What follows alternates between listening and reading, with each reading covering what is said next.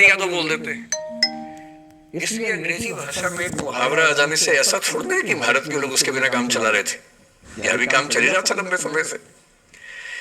तो फिर मैंने कहा ये टॉपिक ठीक है, और जिस उम्र के बच्चों को एड्रेस करना है उस उम्र के बच्चे अक्सर इमोशनल टर्मोइल में रहते होंगे। यही उम्र है जब दिल लगता है, टूटता है, और करियर बनेगा नहीं बनेगा, फेलियर्स मिलते हैं। तो जिस उम्र में इमोशन सबसे ज्यादा उठापटक करते हैं, उछल कूद मचाते हैं, एंजाइटी, डिप्रेशन, ये सब होता है, उस उम्र के बच्चों से बात करने के लिए सबसे मौजूद टॉपिक मुझे यही लगा, सबसे अच्छा टॉपिक यही लगा कि हम इसी पर बात करते हैं। मैं पहले डिस्क्लेमर्स लगा दूं, मैं मनोविज्ञान का अध्यापक नहीं हूं। मैंने साइकोलॉजिस्ट में ना एमए किया है, ना एमफिल, ना पीएचडी किया है, ना मैं मोटिवेशनल चीजें करने का कोई सर्टिफाइड अध्यापक हूं। मैं तो अपने जीवन के अनुभवों से, साहित्य से, दर्शन से, कानून से, पढ़ते पढ़ते जो मैंने सीखा, और बाकी उस सबसे ज्यादा सीखा 50 साल के जीवन में, जिसमें से 25 साल का जीवन अध्यापन में और अपना उद्यम करने में खर्च हुआ। अनुभवों से बड़ा कोई गुरु नहीं होता, तो मैं अनुभवों से सीख के बातें करना पसंद करता हूँ। हालांकि अनसर्च कोडिस का खौफ इतना ज्यादा होता है कि जब मुझे पता लगा कि मेरा टाइम फिक्स हो गया आने का, मैंने अपनी टीम से कहा कि यार लेटिंग गो एक किताब है, तो देखो देखो मैं देख तो लूं क्या होता है। तो 2 किताबें उन्होंने भेजी, बड़े भारी भरकम अंग्रेजी ऑथर्स की थी। तो मैंने 4-5 दिन पहले पढ़ना शुरू किया। 5-10 मिनट पढ़ के मुझे लगा कि उससे बात बनेगी नहीं, वो अलग ही टाइप की बातें थी, बड़ी थ्योरेटिकल सी बातें। तो मैंने कहा क्या थियरी में क्या रखा है, हम बच्चों से बच्चों की जुबान में बात करेंगे, उसका मजा ज्यादा है, क्यों थियरी में जाए। तो मैं जो कुछ भी अगले 1 घंटे में, भले 1 घंटा की, आधा घंटा की, 1.5 घंटा, वो मैं आपके चेहरे से अंदाजा लगा लूंगा। आप केवल चेहरे पे भाव ऐसे ले आइएगा कितना आप सुनना चाह रहे हैं। मैं तो अभ्यस्त हूँ, मैं 8 घंटे बिना ब्रेक के पढ़ाता हूँ जनरली, तो मैं तो अभ्यस्त हूँ सुबह से रात तक पढ़ाने के लिए। आप अपना देख लीजिए कितना आप सुनने की हालत में है। और ऐसा ना हो कि मैं अपनी स्पीच सुनने के लिए मोटिवेट करूँ आपको, वो मैं नहीं करूंगा, है ना। उससे अच्छा, उससे बेहतर ये है कि बीच में छोड़ देंगे, और मैं आपकी उम्र का भी ध्यान रखूंगा। छोटे छोटे बच्चे हैं, इतना टॉर्चर ठीक नहीं है, तो ध्यान रखेंगे।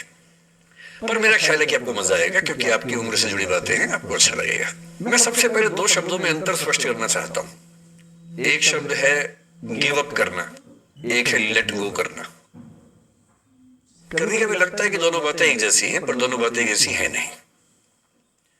गिव अप करने का मतलब होता है हार मान लेना। मसलन आप कुछ कोशिश कर रहे हैं, जैसे मैं इसी एग्जांपल से बात करता हूं। पलक ने कोशिश की कि मैं यहां पर आ जाऊं, कोशिश की, और मैं ये नहीं कहना चाह रहा कि मैं बहुत व्यस्त आदमी हूं, लेकिन हाँ व्यस्तताएं रहती हैं। मैं आजकल अवॉइड करता हूं कि कहीं जाऊं, क्योंकि पता नहीं पिछले 3 साल में ऐसा क्या हुआ, इन्विटेशंस इतने मुझे आने लग गए हैं। मैं 25 साल से पढ़ा रहा था, कोई पूछता भी नहीं था मुझे। ये कोविड में यूट्यूब में पता नहीं क्या हुआ है, अब पता नहीं कहां कहां से इन्विटेशन आते हैं। कुछ तो ऐसी जगह से आते हैं जिससे कोई दूर दूर तक संबंध ही नहीं है। कोई बड़ी कंपनी है, उस कंपनी का इन हाउस प्रोग्राम है, कह रहे वहां के मोटिवेट करो। तो मैंने कहा मैं कैसे मोटिवेट कर दूं मैं। तो फिर अब हमने पॉलिसी बनाई है कि जितना कम हो सके उतना कम जाए। रमा जी का आदेश तो मेरे सर माथे पर है, मेरी सीनियर है, मैं उनको मना नहीं कर सकता हूँ, लेकिन जनरली मैं कोशिश करता हूँ कि ना जाऊं। अच्छा, मना करना खराब लगता है, तो हम क्या करते हैं कि धैर्य की परीक्षा लेते हैं। जैसे इनके लिए हमने सिंपल पॉलिसी कि जब कोई बच्चा कहे आने के लिए, उसको बोलो कि सर 3 महीने फ्री नहीं है, 6 महीने फ्री नहीं है, 1 साल चंद्रमा पे गए हुए हैं, कुछ ऐसा वैसा बोल के टालो, किसी का दिल भी ना दुखे और मैं भी अपना समय बचा लूं। तो हमने इनको बहुत परेशान किया, 3 बार 4, मतलब किया तो मेरी टीम के मेंबर ने, पर मेरे निर्देश पे किया, तो अब उनको मत कुछ कहिएगा, मैंने कहा था। तो 3 बार 4 बार 5 बार टाला, नहीं हो पाएगा, कोशिश करेंगे, अच्छा देखते हैं, नहीं हो पा रहा, ऐसे करके। अब इनके सामने 2 ऑप्शंस थे। एक ऑप्शन ये था कि हार मान लेती और अंत बोलती कि चलिए कोई बात नहीं, दुख हो रहा है हमें, ये होता है गिव अप करना। एक दूसरा स्टांस भी होता है, दूसरा स्टैंड भी होता है कि कोई चीज आप हासिल करना चाह रहे हैं, आपको नहीं मिल रही। मसलन ये मुझे बुलाना चाहिए, मैं नहीं आ रहा, मैं बिना बात के भाव खा रहा हूं, नहीं आ रहा हूं। और एक समय के बाद ये इस मूड में आ जाती कि भाड़ में जाओ, नहीं यार तो भाड़ में जाओ, तुम जैसे बहुत देखे हैं, एक ढूंढेंगे 100 मिल जाएंगे तुम्हारे जैसे, क्या समझते हो अपने आप को। और फिर मैं कहता मैं आना चाहता हूँ, कहते नहीं हम नहीं बुलाएंगे आपको। ये होता है लेट गो करना। क्यों किसी की तरह भाव देना है भाई। अगर कोई चीज नहीं हासिल हो रही तो भाड़ में जाए। क्यों किसी के लिए फ्रस्ट्रेशन झेलनी है, क्यों परेशान होना है। गिव अप करने में और लेट गो करने में इतना ही अंतर है कि आपने हार मान ली या आपने जेल से निकाल दिया, दिमाग से ही निकाल दिया। किसी चीज को दिमाग से निकाल देना लेट गो करना है। किसी चीज के लिए कोशिश करते करते हार मान लेना और उस हार की फ्रस्ट्रेशन के साथ जीना गिव अप करना है। मुझे खुशी है कि आपकी मोटिवेशनल सोसाइटी के मेंबर्स कम से कम गिव अप नहीं करते। अच्छा वो लेट गो भी नहीं किया मुझे, वरना मेरा सम्मान बच गया। और ये अच्छा है कि इसी विषय पर हम बात करना चाह रहे हैं। मैंने इस बीच में ये भी सीखा कि आपकी उम्र के बच्चों को कुछ भी बताने का सबसे अच्छा तरीका है कहानियां सुनाना। और आपकी उम्र की बात नहीं है, लिंक्डइन पर आप भी शायद होंगे, मैं भी वहां पर हूं, जो प्रोफेशनल प्लेटफॉर्म सबसे अच्छा माना जाता है।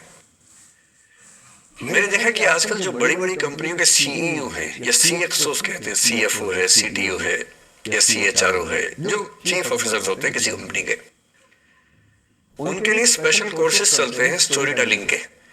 और उसमें मान लिया गया है कि अगर आप किसी कंपनी के सीईओ बनना चाहते हैं तो बेसिकली जो स्किल आपको आनी चाहिए वो स्टोरी टेलिंग की आनी चाहिए। आप कहानी सुना सकते हो। मैं सच्ची कहानियां सुनाना पसंद करता हूँ, झूठ बोलने से बचता हूँ। मैं आपको 3-4 छोटी छोटी कहानियां सुना रहा हूं। ये सारी कहानियां सच्ची हैं, 1-1% सच्ची हैं। पर मैं किसी का नाम नहीं लूंगा, जिनकी कहानी है उनका नाम नहीं लूंगा, उनकी प्राइवेसी का मामला है। पर हाँ सच्ची कहानियां हैं। अच्छी बात है कि इन कहानियों के किरदार हम लोग नहीं बने, ईश्वर करे हम कभी ना बने, लेकिन कहानियां सच्ची हैं। जब मैं दिल्ली आया था 1990 में, मैं हरियाणा के एक शहर से, भिवानी से दिल्ली आया था पढ़ने के लिए। मेरे ड्रीम कॉलेज में हंसराज भी था, पर मेरा संयुक्त से मेरा एडमिशन जाकिर हुसैन में हुआ। मेरे अंक ठीक थे, यहाँ हो सकता था, पर मैं तो नई दिल्ली स्टेशन पे उतरा, बाहर निकला, पता लगा वही एक कॉलेज है, वही एडमिशन ले लिया मैंने। तो लोगों ने कहा कि यार कैंपस बड़ा अच्छा होता है। मैंने क्या फर्क पड़ता है, कॉलेज को नहीं जाता है, छंडो, यही छंडो में सिखाने आया हूँ आप लोगों को। ठीक है, स्टेशन से निकले वही कॉलेज है, मैंने घर जाना होगा तो आराम से कॉलेज से निकल जाएंगे, क्या रखा कैंपस में। पर मेरा एक दोस्त जो मेरे साथ ही आया था उसी शहर से, उसने एडमिशन हंसराज कॉलेज में लिया। मैं और वो स्कूल के डिबेटर्स थे, डिबेटिंग में हम लोग स्कूल टाइम से काफी एक्टिव थे। डीयू में तो यहाँ भी एक्टिव रहे। डीयू में मैंने करीब 5 साल डिबेटिंग किया। मेरा ख्याल है कि लगभग मतलब 300-400 डिबेट्स मैंने जीती होंगी डीयू में, कुछ हारी भी होंगी, लेकिन मैंने खुद डिबेट, वो मेरा दरअसल दाना पानी था, रोजी रोटी मेरी वही थी कॉलेज के दिनों में। घर से पैसे में लेता नहीं था, मिलते भी नहीं थे, देना क्या था, मतलब ऐसी स्थिति भी नहीं थी उस समय मेरे घर में कि मिल सके। तो डिबेटिंग मेरा रोजगार था, एम्प्लॉयमेंट था मेरा, उससे काम चल जाता था आराम से। उसका भी चल जाता था, वो हंसराज से था, मैं जाकिर हुसैन से था। हम खूब डिबेट से मिलते थे। अक्सर ट्रॉफी या तो हम जीतते थे या वो जीतता था, कोई भी जीते रूप पे आती थी, क्योंकि हम रूममेट्स थे, एक साथ ही रहते थे। वो मुझसे योग्यताओं के मामले में 21 था, बल्कि अगर वो 21 था तो मैं 15 ही रहूंगा या 12 रहूंगा, 22 या 21 तो नहीं रहूंगा, मुझसे बेहतर था योग्यताओं में, बड़ा अच्छा व्यक्ति था। ग्रेजुएशन के बाद मैंने एमए हिंदी साहित्य में एडमिशन लिया, जबकि बीए ऑनर्स हिस्ट्री में किया था मैंने। उसने तय किया कि वो कुछ और करेगा, प्रोफेशनल कोर्स करेगा, नौकरी करेगा, तो वो चला गया दिल्ली से। मैं दिल्ली में रहा। फिर मैं एमए के बाद तैयारी करने लगा यूपीएससी की। तब तक मैं यूजीसी जेआरएफ कर चुका था। पहला अटेम्प्ट दिया, प्रीलिम्स हो गया। मेंस मेरा 96 के मेंस की बात कर रहा हूँ, मेंस शुरू होने वाला था, 2 दिन रह गए थे। करीब 10 दिन पहले वो मेरे पास आया हुआ था दिल्ली में, मिलजुल के अच्छे से बात कर गया था। उन दिनों उसका एक प्रेम संबंध कहीं हमारी एक मित्र के साथ चल रहा था। हम सब दोस्त थे, तो उनमें से 2 लोगों का आपस में अफेयर था। मुझे नहीं पता क्या हुआ, लेकिन मेरे मेन एग्जाम से 2 दिन पहले रात को 12 बजे एक फोन आया और ये बताया गया कि मेरे दोस्त ने फंदा लगा के अपनी जीवन लीला समाप्त कर ली है। वो दिल्ली से दूर था कहीं, और जिस व्यक्ति के बारे में मेरी राय ये थी कि उतना जीवट वाला व्यक्ति कोई हो नहीं सकता, जो जिंदगी से हार सकता ही नहीं, जिसके होने से कई लोग हमेशा जीता हुआ महसूस करते हैं, वो चुपचाप एक बंद कमरे में जिंदगी से हार गया। मैं आज तक नहीं समझ पाया कि ऐसा कैसे हुआ। बाद में टटोला, उसके पेरेंट्स से बात हुई, भाई से बात हुई, उन्होंने उसकी याद में एक सोशल वर्क शुरू किया ताकि किसी और बच्चे को ऐसा न करना पड़े। तो जो हल्का हल्का अनुमान हुआ वो है कि शायद कुछ ऐसा था रिलेशनशिप में जो नहीं संभल पा रहा था, और रिश्ता टूट ना जाए इसका दबाव बहुत ज्यादा था, और वो दबाव झेल नहीं पाया। इस उम्र में ऐसा फेज आता है, कई बार आता है। ये एक कहानी है, हंसराज कोहली से ही जुड़ी है, इसलिए मैंने सोचा कि वहीं से बात शुरू करूं। नाम जैसा कि मैंने कहा मैं नहीं बताऊंगा, तो नाम बताने का मतलब भी नहीं। और वो जिसकी मैं कहानी सुना रहा हूँ, आप लोगों के जन्म से पहले की बात है। आप तो सब 21वीं सदी वाले बच्चे होंगे ना, जेनजी होंगे आप सब लोग, तो ये तो बहुत पुरानी बात है। एक दूसरी कहानी सुनाता हूँ। मैं आपको 2-3 कहानियां सुनाऊंगा, फिर उन सबका सार निकाल लेंगे एक साथ हम लोग। दूसरी कहानी ये है कि जब मेरा सिलेक्शन हो गया 97 में, मतलब 96 अटेम्प्ट में पहली बार मेरा सिलेक्शन हो गया था, मैं एक्सटेंशन लेके तैयारी कर रहा था, और डीयू में मैं पढ़ा भी रहा था उस समय। तब मैं शायद डीएवी कॉलेज में था या अग्रसेन को, मैं 2 जगह पढ़ा है डीयू में, तो उनमें से किसी कॉलेज में पढ़ा रहा था उस समय में। तो उस समय एक लाइब्रेरी है कैंपस में ही, सेंट्रल रेफरेंस लाइब्रेरी, आप जानते होंगे, सीआरएल बोलते हैं, जो विवेकानंद जी की स्टैच्यू से सामने ही वो लाइब्रेरी है। उस लाइब्रेरी में नीचे सब बैठ के पढ़ते हैं, और टॉप फ्लोर पे रिसर्च फ्लोर है जहाँ एमफिल पीएचडी वाले बच्चे पढ़ते हैं। मैं उस समय शायद पीएचडी कर रहा था या एमफिल खत्म हुई थी, वहीं बैठता था, पढ़ता था रोज। कई दोस्त पढ़ते थे हम लोग वहां। हम सुबह 8 बजे लाइब्रेरी खुलते ही घुसते थे, रात को 1 बजे निकलते थे लाइब्रेरी बंद होने के समय। तो वहां एक छत थी, छत पे छोटी सी कैंटीन थी जहां हम लोग जब बोर होते थे दिन में 3-4 बार जाके चाय पीते थे। चाय पी ली, बिस्किट खा लिया, थोड़ी गप्पे मार ली, वो सब वहां करते थे। तो वहां मेरे बहुत सारे दोस्त थे, उनमें से कई लोग बहुत सीनियर सिविल सर्वेंट्स हैं, कुछ लोग प्रोफेसर हैं डीयू में। 2 बच्चे थे मुझसे जूनियर, 3-4 साल जूनियर थे, बड़े प्यारे बच्चे थे। मुझे उस समय तक पढ़ाई लिखाई का शौक अच्छा खासा हो गया था, तो वो रोज मेरे साथ बैठते थे केवल बात करने के लिए। किसी मुद्दे पर बहस करनी है तो बहस होती थी, समझते थे। फिर मुझे पता लगा कि वो दोनों रिलेशनशिप में हैं, रिश्ते में हैं। दोनों ने शादी भी कर ली। उनकी योजना डीयू में पढ़ाने की थी या सिविल सर्विस की भी थी, शायद पता नहीं। मेरा इंटरेक्शन बहुत ज्यादा उसके बाद रहा नहीं उनसे, क्योंकि मैं सर्विस में चला गया था। इतने जिज्ञासु बच्चे थे दोनों, इतने जिज्ञासु कि उनसे मिलकर तबीयत खुश हो जाती थी, कि हर चीज जानने का मन करता था उनका, हर विषय पढ़ने का मन करता था। एकदम जीवन से भरे हुए बच्चे, आंखों में चमक ऐसे। फिर दोनों की शादी हुई तो मैं शादी में जा नहीं पाया, क्योंकि मेरा रिश्ता सिर्फ लाइब्रेरी में 1 घंटा गप मारने वाला था, उससे ज्यादा था नहीं रिश्ता उनके साथ। फिर सुनता रहता था कि मैं सब बढ़िया चल रहा है, पढ़ाई कर रहे हैं, तैयारी कर रहे हैं। इंटरकास्ट मैरिज की उन लोगों ने, खूब हंगामा हुआ, दोनों घर में तलवारें खींच गई, किसी तरह से तलवारें संभाली गई, मैनेज हुआ, दोनों साथ रहने लगे। और फिर 3-4 साल के बाद एक दिन मैंने खबर सुनी कि उस बच्ची ने फंदा लगा के जीवन लीला समाप्त कर ली। ये बात भी दिल्ली विश्वविद्यालय की है, उस दौर के सब लोग इस कहानी को जानते हैं। मेरे ख्याल से दोनों कहानी आपके प्रिंसिपल मैडम जानती होंगी, नहीं ध्यान कर पा रही तो मैं उनको जैसे नाम बोलूंगा अकेले में वो तुरंत समझ जाएंगे मैं किसकी बात कर रहा हूं। मैं आज तक नहीं समझ पाया कि ऐसा क्या हुआ होगा। तो बाद में अनुमान जो हुआ वो ये इंटरकास्ट मैरिज, परिवार का दबाव, समाज का दबाव, आपस का दबाव, टॉक्सिक रिलेशनशिप, अंत में उस दबाव को न झेल पाना और जीवन समाप्त कर देना, ये हुआ। ये दो घटनाएं हैं। एक तीसरी घटना यह है कि दिल्ली में आज से 25 साल पहले घटना घटी। आप लोग तो बस पैदा हुए होंगे, घुटनों में चल रहे होंगे, या उससे 5-7 साल पहले की बात रही होगी। ये घटना दिल्ली के सब सीनियर लोग जानते हैं, जिनकी उम्र 35-40 साल है, वो सब जानते हैं इस घटना को। मोबाइल फोन में वीडियो नया नया आया था उस समय। अब तो आपके हर फोन में वीडियो है, अब तो सामने भी है, ताकि आप वैसा वाला मुंह बना के सेल्फी खिंचवा सके। पाउट बोलते हैं ना, मैं उसको देसी भाषा में सूअर जैसा मुंह बोलता हूँ, और वैसा ही बनता भी है, क्यूट क्यूट सा सूअर जैसा मुंह बना के लोग सेल्फी खिंचवाते हैं, उसे बोलते हैं पाउट। तब तो कैमरा फोन में पहली बार आया था, तब लोग अभ्यस्त नहीं थे। अब जैसे आप लोग कितने अभ्यस्त होंगे, हम भी होने लग गए।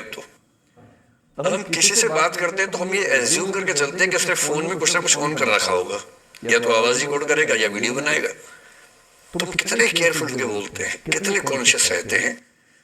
और सर्विलांस सोसाइटी की सबसे बुरी बात यह है कि हम हमेशा चौकन्ने रहते हैं, हम सहज हो ही नहीं पाते।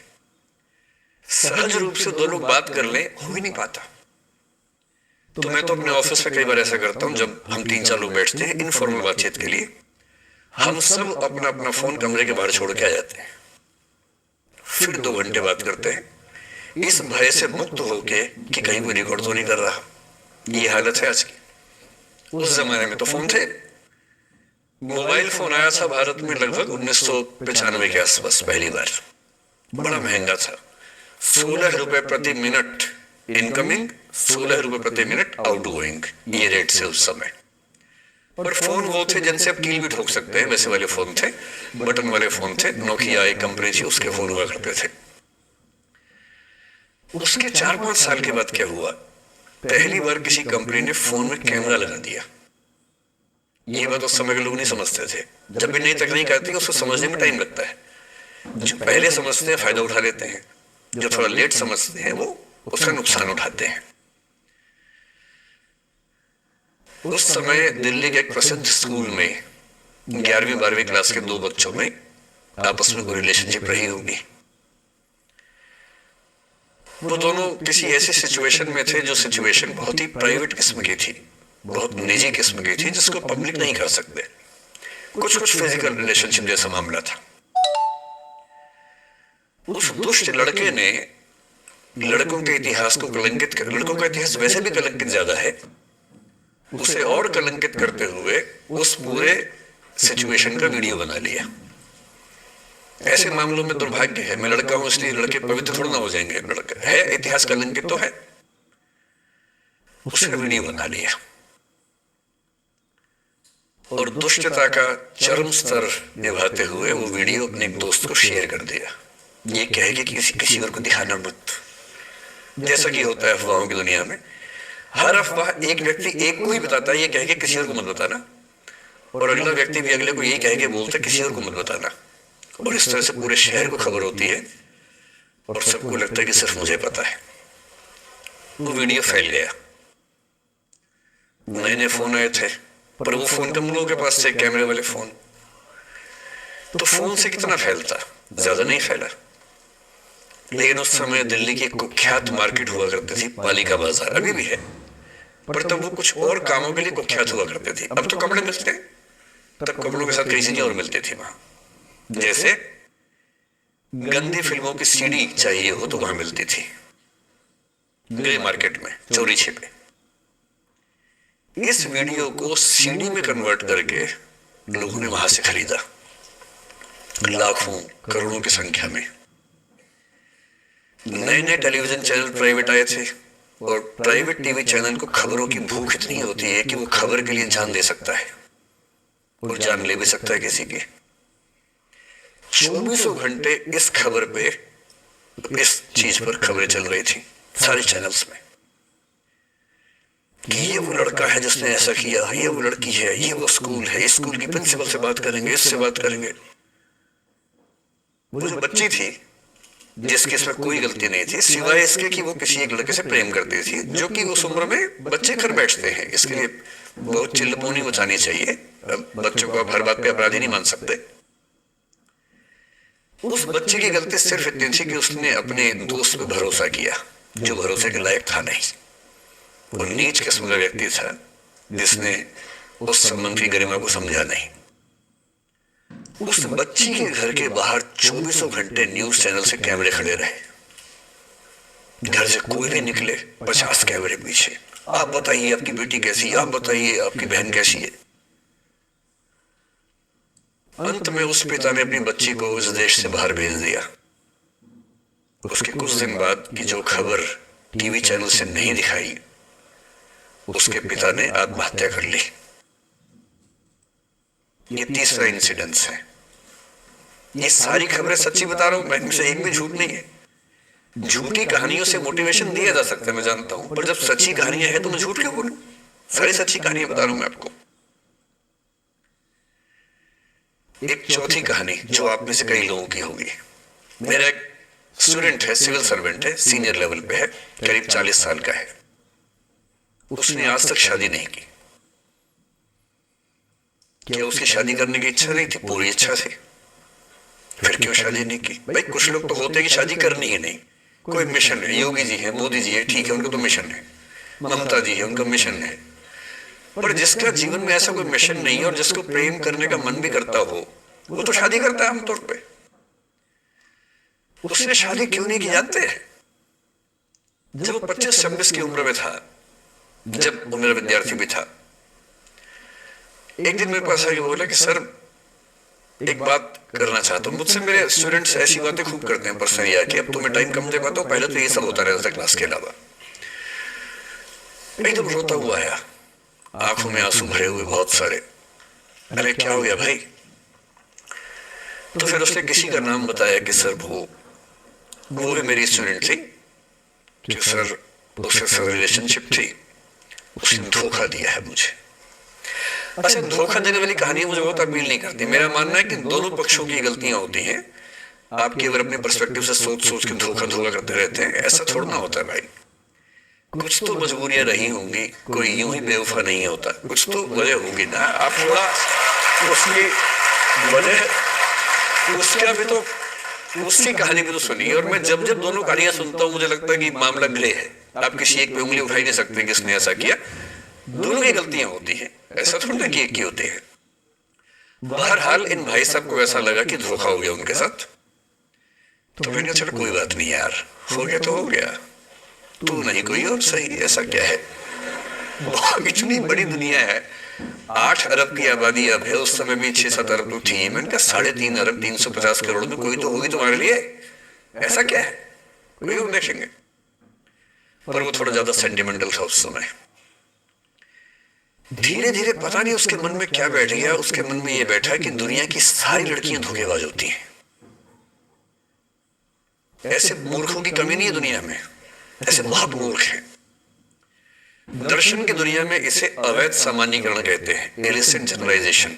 इसका मतलब बहुत छोटे सैंपल के बेस पे ये समझ लेना कि ये थियरी पूरे ब्रह्मांड में लागू होती है। एक लड़की ने धोखा दिया, मान लीजिए धोखा दिया, धोखा इसने दिया कि उसने दिया कि किसी ने दिया, जो भी कहानी हो, एक सैंपल से ये मान लेना कि सब ऐसे होते हैं। और उसके बाद से उसने कम से कम 10 बार कोशिश की, 10 लोगों से मिला, बातचीत की शादी के लिए। डेटिंग तो क्या करेगा 40 की उम्र में, लेकिन हाँ बातचीत करके देखा कि शायद रुचियां मिल जाए, स्वभाव मिल जाए, तो शादी के बारे में सोचें। हर बार 3-4-5 मीटिंग के बाद वापस हट जाता है। अब तो मैंने पूछना बंद कर दिया है। जब तक मैं पूछता था, बोलता था कि सर 3-4 मीटिंग के बाद लगता है कि ये भी वैसी ही है। मैंने कहा भूल जाओ भाई, उससे भूल जाओ, बात खत्म हो गई। उसके बच्चे घूम रहे हैं आजकल स्कूल में, अब तुम कम से कम शादी तो कर लो। वो भाई साहब आज तक अकेले हैं और अब तो बाजार में मूल्य भी कम हो गया उनका, अब विकल्प भी ज्यादा नहीं मिलते हैं। अब जो विकल्प मिल रहे हैं वहां उसकी रुचि और कम हो गई है। तो पूरी संभावना है कि वो जीवन अकेले ही गुजरेगा उसका। एक अंतिम एग्जाम्पल देके फिर मैं निष्कर्ष की तरफ बढ़ूंगा। मैं एक आईएएस ऑफिसर को जानता हूं, 2 आईपीएस को जानता हूं, बहुत योग्य लोग, देश के सबसे अच्छे संस्थाओं से पढ़े हुए लोग, प्रॉपर आईएएस प्रॉपर आईपीएस में नौकरी करने वाले लोग, और इन तीनों ने अपना जीवन समाप्त कर लिया नौकरी में रहते हुए। क्यों? क्योंकि नौकरी और घरेलू जो दुविधाएं थी उनको झेल नहीं पा रहे थे, ना झेल पा रहे थे, ना भूल पा रहे थे, लेट गो नहीं कर पाए तो गिव अप कर दिया। और इसलिए मुझे अक्सर लगता है कि जितनी चीजें हम सिखाते हैं बच्चों को, हिस्ट्री, इकोनॉमिक्स, लिटरेचर, वो सब ठीक है, उनका भी महत्व है। शायद उससे ज्यादा महत्व इस चीज का है कि ये समझे कि अपने इमोशंस को कैसे मैनेज करना है। जब जीवन में ऐसा लगे कि सब खत्म हो गया है, जब जीवन में लगे कि बहुत टॉक्सिक किस्म की लाइफ हो गई है, उससे बाहर कैसे निकलें, शायद ये सबसे महत्वपूर्ण लेसन होता है जो हम सबको सीखना चाहिए। मैंने कहीं से सीखा नहीं है, ना मैंने ऐसी किताबें पढ़ी, हालांकि मैंने 2 किताबें मंगवाई हैं पिछले हफ्ते, पढ़ी नहीं है अभी तक, तो मैं किताबों के बेस पे नहीं जानता कैसे सीखते हैं, लेकिन जिंदगी से तुम सीख सकते हैं। इन कहानियों का सबका एक ही सार है, वजह अलग अलग है। एक व्यक्ति ने इसलिए अपना जीवन समाप्त किया कि वो रिश्ता उसके हाथ से छूट रहा था। एक ने इसलिए जीवन समाप्त किया कि ये रिश्ता बन गया था, पर समाज के दबाव, घर के दबाव मैनेज नहीं कर पाए। एक ने जिंदगी भर शादी नहीं की सिर्फ इसलिए कि वो पुरानी यादों को भूल नहीं पाया। अरे एक बार गलती हो गई तो हो गई, आगे तो संभावना जीवन में है भाई, क्यों इतना हावी रखना उसे दिमाग के ऊपर। कुछ लोग देश की सबसे अच्छी नौकरी में होकर हर पैमाने पर सफलता की हर कसौटी पे खरा उतरने के बाद जीवन नहीं बचा पाए, क्योंकि दूसरों की नजर में आप बहुत सफल हो जाए, अपनी नजर में शून्य हो, तो फिर जीवन कैसे बने, जीवन कैसे बचे। इन सारी कहानियों का मूल भाव एक ही है, अगर आप खुद को हैंडल नहीं कर सकते तो दुनिया को क्या हैंडल करेंगे। दुनिया को हैंडल करने से पहले खुद को हैंडल करना सीखना पड़ता है, और उसका सबसे आसान जो रामबाण उपाय है उसको बोलते हैं द आर्ट ऑफ लेटिंग गो, जाने दो। वो अफसाना जिसे अंजाम तक लाना न हो मुमकिन, उसे एक खूबसूरत मोड़ देकर छोड़ना अच्छा। शायर ने लिखा, प्रेम की दुनिया के बारे में शायर से अच्छा कौन लिखेगा। तारुफ समझते, तारुफ मतलब परिचय, इंट्रोडक्शन। कहते तारुफ रोग बन जाए तो उसको भूलना बेहतर। अरे परिचय हुआ किसी से, आपकी भाषा में इंट्रो हुआ, यही बोलते हो ना आप लोग, इंट्रो हो गया, इंट्रो हुआ, दोस्ती हुई, बाद में लगा रहे यार ये तो उल्ट पटांग आदमी है या उल्ट पटांग लड़की है, छोड़ो फिर, ऐसा क्या लूट लेना है। तारुफ रोग बन जाए तो उसको भूलना बेहतर, ताल्लुक बोझ बन जाए तो उसको तोड़ना अच्छा, वो अफसाना जिसे अंजाम तक लाना न हो मुमकिन, उसे एक खूबसूरत मोड़ देकर छोड़ना अच्छा। बस करना यह है कि खूबसूरत मोड़ देकर छोड़ना है, हाथ में तेजाब की बोतल लेके नहीं। और आज की पीढ़ी का यह समझना बहुत जरूरी है कि छोड़ना भी अच्छे तरीके से हो सकता है। तो मैं उस बात पर आऊं उससे पहले थोड़ा संक्षेप में समझा दूं। मुझसे कुछ बच्चों ने पूछा इस बीच में कि जितना आसानी से आप बोल रहे हैं, क्या सच में इतना आसान होता है? कैसे छोड़ें उन चीजों को जो मन पर हावी हैं, उन इमोशंस के टर्मोइल को, उन इमोशंस की इंटेंसिटी को कैसे मैनेज करें? क्या सच में इतना आसान होता है? आसान तो नहीं होता है। मेरी उम्र में आसान है, आपकी उम्र में आसान नहीं होता है। मेरी उम्र में क्यों आसान है? क्योंकि ये सारा खेल हार्मोन्स का है, ये सारा खेल केमिस्ट्री का है। हम सब दरअसल बहुत सारे केमिकल्स, जिनमें से कुछ का नाम हार्मोन्स है, उन केमिकल्स और हार्मोन्स के बहुत सारे इंटरेक्शंस के रिजल्ट हैं। इसलिए जब कोई बच्चा जैसे छोटे बच्चे हमेशा उछलते रहते हैं, पेरेंट्स थके रहते हैं, ये इन सभी केमिस्ट्री का परिणाम है, शौक का मामला नहीं। आपकी उम्र जो होती है किशोरावस्था और युवावस्था की शुरुआती उम्र में, मान के चलो कि आप सब लोग 17 से 22-23 के बीच के लोग हैं, बच्चे हैं।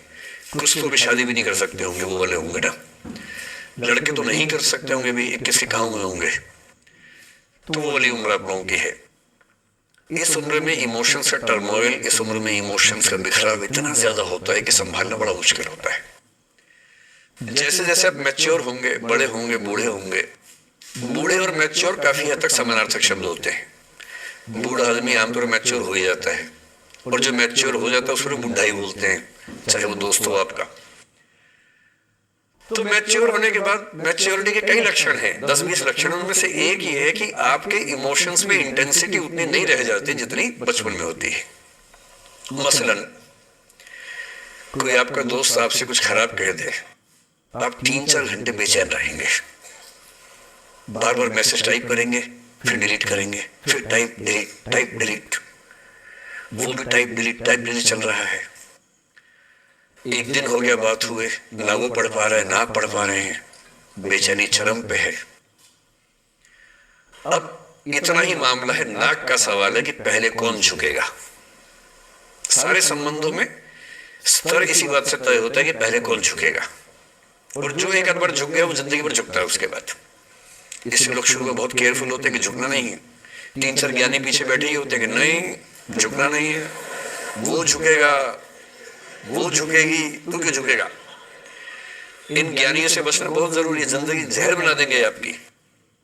अब दोनों ईगो फाइट कर रहे हैं कि पंजा किसका गिरेगा, इस पे फाइट चल रही है। 2 दिन हो गए, 3 दिन हो गए, उसके बाद एक आदमी पिघल जाता है, उसको लगता है भाड़ में जाए यार, बात भी नहीं हो पा रही, तुम ईगो कर रहे हो। फिर वो फोन मिलाता है, ये भी फोन की इंतजार में 3 दिन से सो भी नहीं रहा बेचारा, हीरो बेशक बनने पर बेचैन तो भाई। खटाक से फोन उठता है, अब दोनों कान में फोन लगा के रखिए, कोई नहीं बोल रहा, चुप। क्या बातचीत चल रही है सोचिए, एक भी शब्द नहीं, एकदम चुप। थोड़ी देर के बाद कंफर्म करने के लिए कि है भी या नहीं, एक बोलता है हेलो, मां से आवाज आती है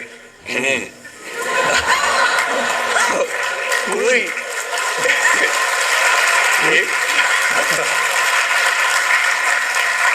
मैं थोड़ा ऐसी जोकर टाइप की बात करता हूँ, मुझे मोटिवेशनल स्पीकर ना समझे आप लोग, मैं ऐसी हंसी मजाक ही करना आता है मुझे, वही मैं करता हूँ। लेकिन इससे आप ये ना सोचिए मुझे पढ़ाना नहीं आता, पढ़ा भी लेता हूँ इसके लिए, मुझे वो भी आता है। लेकिन अभी क्योंकि आप बच्चे छोटे हैं तो मैं आपके साथ वैसी बात ही कर रहा हूँ। अब ये सब चल रहा है।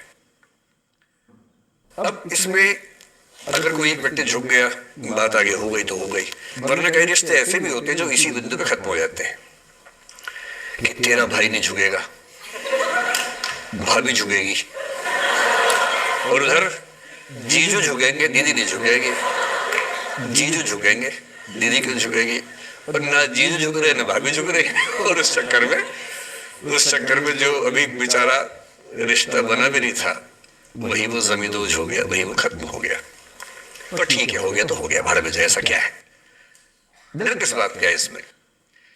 लेकिन मैं फिर भी आपसे कहूंगा, मेरी उम्र में क्या होता है, जैसे मुझे कोई फोन करे कि मैं आपसे बहुत नाराज हूं, तो मैं कहता हूं अच्छा ठीक है, कल बात करेंगे। नहीं, मैं आपसे बहुत नाराज हूं, मेरा दिल टूट गया है, मैं कहता हूं देखो मुझे नींद आ रही है अभी, let me sleep, we will talk tomorrow, you just do one thing, write down all the points and we will discuss in the morning. When I come to office, you come to my cabin and we will discuss. Don't worry, I'll find out the solution for you. कह रहे आप कैसी बात कर रहे हैं, मैं ना सो पा रहा हूँ ना मैं जाग पा रहा हूँ। तो मैंने कहा दैट इज योर प्रॉब्लम, मैं तो सो भी रहा हूँ जाके, ये तो कोई दिक्कत नहीं हुई भाई। तो मैं तो ऐसा हो चुका हूँ कि दुनिया में कुछ भी हो जाए मुझे टाइम पे नींद आ जाती है, कुछ भी हो जाए। मतलब एक अब जैसे मेरी माता जी की मृत्यु हुई तो मुझे नींद नहीं आई कुछ दिनों तक, ठीक बात है, नहीं आनी चाहिए उस समय, तब भी आ गई तो फिर इंसान और पत्थर में क्या अंतर बचा, सीधी सी बात है। But keeping aside those rare instances, कोई कुछ भी कर ले हमें तो बढ़िया नींद आती है। और मैं ये कहना चाह रहा हूं, मैंने ये सीखा है अपने पिताजी से, और सीख सकते हैं इसको, ये केवल तथ्य की बात नहीं है, सीख सकते हैं। मेरे जो पेरेंट्स हैं, पिताजी और माँ, वो एक अनूठा कॉम्बिनेशन है। अच्छा, किसी शादीशुदा जोड़े से अकेले हम बात करके देखिए, जब वो कंफर्टेबल हो आपके साथ, आप उनको बोलिए कि मुझ में और मेरी पत्नी में, या मुझ में और मेरे पति में ज्यादा चीजें मैच नहीं होती हैं। सीरियस होके बोलना, मजाक के मूड में नहीं, सीरियस मुंह बना के बोलिए, थोड़ा भरोसे में लेके। दुनिया का हर जोड़ा आपसे बोलेगा आप में तो फिर भी कुछ मैच होता है, हम में तो कुछ मैच नहीं होता, एक भी मैच, सारे जोड़े ऐसे ही चल रहे हैं। सबको लगता है कि उसका घर बढ़िया चल रहा है, मेरा ठीक नहीं चल रहा, क्योंकि उसका घर आपने फेसबुक पे देखा है, अच्छी अच्छी फोटो देखी है। 24 घंटे में से जो 2 अच्छे मिनट आए थे, उसमें ली गई 25 फोटो में से बेस्ट फोटो फेसबुक पे आई थी। और अपने घर में आप बाकी 24 घंटे में से 2 मिनट छोड़ के बाकी देख रहे हैं, तो दूसरे का घर हमेशा अच्छा लगता है कि यार लाइफ हो तो उनके जैसी हो। तो हमारे माता पिता भी स्वभाव उनका भी थोड़ा अलग रहा, सबका है, हमारा भी है। तो मेरे पिताजी हैं मस्त मौला आदमी, जैसे कबीरदास एकदम फक्कड़ मस्त मौला आदमी, भाड़ में जाए दुनिया उस मूड में रहते, नुकसान हो जाए भाड़ में जाए। गीता का सार उन्होंने अपने मन में बिठा लिया है। उनका बड़े से बड़ा नुकसान हो जाता है तो क्या बोलते हैं, हमारा क्या था जो लाए थे, जो लिया यहीं से लिया, जो दिया यहीं दिया, साथ लेके क्या जाना है, बात खत्म, कोई टेंशन ही नहीं उनको। और बाकी सब लोग टेंशन में कि अब क्या करें, ये हो गया वो हो गया, कैसे मैनेज करें। मेरी माँ को तनाव हो जाता था, और जब पिताजी ऐसी हो तो माँ को तनाव होगा, सीधी सी बात है। अगर माँ वैसी होती पिताजी तनाव में रहते हैं, तो सामान्य बात है। जब घर में एक व्यक्ति मस्त मौला हो तो बाकी लोग तनाव तो फिर बांटेंगे ना आपस में, वो बड़ा तनाव में रहती थी। उनको घर की चिंता, बच्चों की चिंता बहुत सताती थी। पिताजी भी चिंतित थे बच्चों को लेकर, जैसे कोई पिता होता है, पर उनकी नेचर थी कि ठीक है देख लेंगे जो होगा, अरे देख लेंगे, अरे भाड़ में जाओ, उस मूड में रहते हैं, आज भी रहते हैं। मेरी माँ 73 की उम्र से कुछ महीने पहले चल बसी, उनका जीवन समाप्त हुआ। मतलब मुझे नहीं पता कि जीवन क्यों समाप्त होता है, क्योंकि बड़े बूढ़े कहते हैं कि हर व्यक्ति की सांस का इतिहास है, सांसें लिखी हुई है, ईश्वर ने उतनी सांसें मिलेगी। मुझे बहुत भरोसा इस बात में है नहीं, क्योंकि भगवान ऐसा क्यों करेगा कि जापान में सांसें ज्यादा लिखेगा और अफ्रीका में कम लिखेगा, भगवान ऐसा क्यों करेगा। और अगर सांसें पहले से लिखी हुई है तो हमारी जीवन प्रत्याशा क्यों बढ़ती जा रही है। अगर सांसें पहले से फिक्स हैं तो आजादी के समय से लेकर आज के 70 साल में जीवन प्रत्याशा लगभग 2.5-3 गुना बढ़ गई। और हम ये भी कहते हैं कि लोग खराब हैं। अगर लोग बुरे हैं तो जीवन छोटा होना चाहिए कर्मों के हिसाब से। लोग खराब हैं और जीवन बड़ा होता जा रहा है। तो मुझे उन मान्यताओं में बहुत भरोसा है नहीं कि सांसें लिखी हुई हैं। अगर सांसें लिखी होती तो मनुष्य की औसत आयु 25 साल से ऊपर नहीं होनी चाहिए थी, 25-30 मैक्सिमम। और हम 70-80 साल धूमधाम से जी रहे हैं। इसका मतलब है कि ये भगवान से ज्यादा इंसान ने लिखा है, मेडिकल साइंस ने लिखा है, वैज्ञानिकों ने लिखा है। और मैं ऐसा व्यक्ति हूं, मैं बहुत धार्मिक व्यक्ति हूं नहीं, और मैं इसको छिपाता भी नहीं हूं। मैं बहुत छिप छिप के बहुत जी लिया। मैंने ठान लिया कि मैं जैसा हूं वैसा रहूंगा। ना मुझे किसी पार्टी से मतलब है, ना किसी विचारधारा से मतलब है। मैं विचार वाला आदमी हूं, धारा वाला नहीं हूं। जिसको धारा में बहना है बहे, हम तो अकेले चलेंगे, विचार के साथ चलेंगे। जो ठीक लगता है वो बोलेंगे और वैसे ही रहेंगे। हाँ, गलत बोलने से बचता हूं, किसी के बारे में गलत बोलना मुझे अच्छा नहीं लगता है, लेकिन जो सही लगता है वो तो बोलूंगा ना भाई। मेरे पिताजी 81 साल के हैं, अभी 81 साल के हुए कुछ दिन पहले, और एकदम मस्त मौला आदमी है, मुझसे ज्यादा युवा है। मैं 50 साल का बूढ़ा हूं, वो 81 साल के युवा है।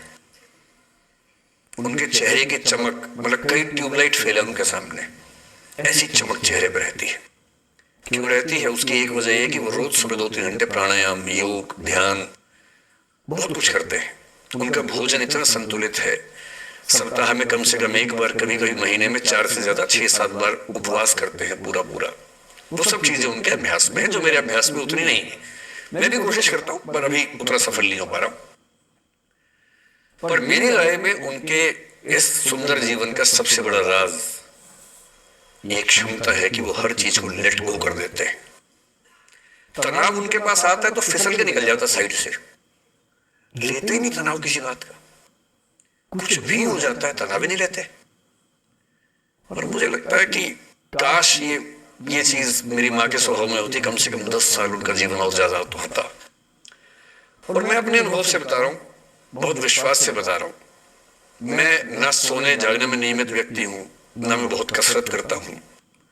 ठीक हूँ, मतलब बुरा भी नहीं, ठीक हूँ। मेरी उम्र के अधिकांश लोग बीपी शुगर बहुत बीमारियों से ग्रस्त हैं, मैं फिलहाल नहीं हूं। क्यों नहीं हूं? मेरे पास इसका उत्तर एक ही है, मैं लोड लेता नहीं किसी बात का, दबाव लेता नहीं, तनाव लेता नहीं। भाई अच्छा हो रहा है तो भी ठीक है। जब मैं सफल, जैसे मैं 3 साल में पिछले काफी सफल हो गया, जितना मुझे नहीं होना चाहिए था, मैं तो कैसे हो गया वो सफल। अगर मैं सफल हो गया तो मैं इस बात का लोड भी नहीं ले रहा कि मैं सफल क्यों हो गया। अरे हो गया तो कैसे हो गया, कई लोग हो जाते हैं, हम भी हो गए, ऐसा क्या है। कल को नहीं रहूंगा मान लीजिए, ऐसा हो सकता है, कल को फेल हो जाऊं कहीं। फेलियर को बचाना पता नहीं कितना मुश्किल होता होगा लोगों के लिए। मैं अपने बारे में जानता हूं, मुझे मुश्किल नहीं होने वाला, क्योंकि मैंने सफलता का लोड लिया ही नहीं अपने ऊपर। विफलता मुझे क्या प्रभावित करेगी, बहुत फर्क नहीं पड़ता है। और मैं दावे से कह रहा हूं कि यदि ये टेम्परामेंट आपका हो, जो मेरे पिताजी से मैंने सीखा है, तो आप जिंदगी में सफल कितने होंगे वो एक अलग पैरामीटर है, पर आपकी जिंदगी शानदार होगी। और जितनी जिंदगी आपकी है, जितनी सांसें आप कहते हैं कि लिखी हुई है, गारंटी से कह रहा हूं कि 10 साल बढ़ जाएंगे। कुछ और लोग क्या कम कर देंगे अलग बात है, लेकिन अपने 10 साल बढ़ा लेंगे। इसलिए ये सीखना बहुत जरूरी है कि कैसे लेट गो करना है जिंदगी की चीजों को। 3-4 प्रसंग होते हैं। एक होता है कि आप किसी को बहुत चाहते हैं पर वो आपको नहीं चाहता। आपकी उम्र में ये सब तो खेल होता है, और क्या खेल होता है। मेरे घर में 2 बच्चे हैं 17 साल के, तो मैं उनको देख के समझता रहता हूँ। वो मुझसे छुप छुप के किसी से बात करते हैं और मैं छुप छुप के सुन लेता हूँ। तो उन्हें नहीं पता, मुझे तो नाम भी पता है किससे बात करते हैं, एक आध का तो एड्रेस भी पता है मुझे। और मैं तो बच्चों को बोलता हूँ कभी जाना वाना हो तो मैं ले चलूंगा, चिंता मत करना, बोल देने कि ड्राइवर साथ में आया है, टेंशन मत लेना। तो मेरे तो बच्चे मेरे दोस्त है, मैं तो बड़ा दोस्ती के भाव में रहता हूँ। मेरा एक ही बेंचमार्क है कि वो जिस उम्र में जैसे हैं मैं कैसा था, और वो मुझसे अच्छे चल रहे हैं। उससे ज्यादा उम्मीद मुझे करने भी नहीं चाहिए। मैंने जो कुकृत्य 8वीं क्लास में किए थे उन्होंने 11वीं क्लास में किए, तो बहुत है। मैं ये क्यों मान के चलूं कि वो देवी देवता पैदा होंगे, मेरे ही तो बच्चे हैं भाई। जीन तो मेरे ही है, तो कैसे देवी देवता हो जाएंगे। तो ज्यादा उम्मीदें क्यों पालनी है बच्चों से भी। मैं क्यों चाहूं कि मेरा बच्चा आईएएस जॉब करे, क्यों करे, वो आईएएस भी क्यों करे। उसका मन करेगा तो करेगा, नहीं करेगा तो भाड़ में जाए। अगर वो कहेगा कि मुझे स्टार्टअप करना, स्टार्टअप कर लो भाई। अगर वो कहेगा मुझे कुछ और नौकरी करनी है प्राइवेट सेक्टर में, तो वो कर लो। मैं क्यों ठेकेदार बनूं उसका भाई। मैं क्यों ये चाहूं कि वो मेरे रास्ते पर चले, मुझसे बेहतर बने। ये सब बेकार की बातें हैं। और पेरेंट्स, आज तो बच्चों से बात करो, जैसे पेरेंट्स से बात करता हूं उनकी बहुत क्लास लगाता हूं कि पेरेंट होना और बच्चे का दुश्मन होना कई बार बराबर हो जाता है।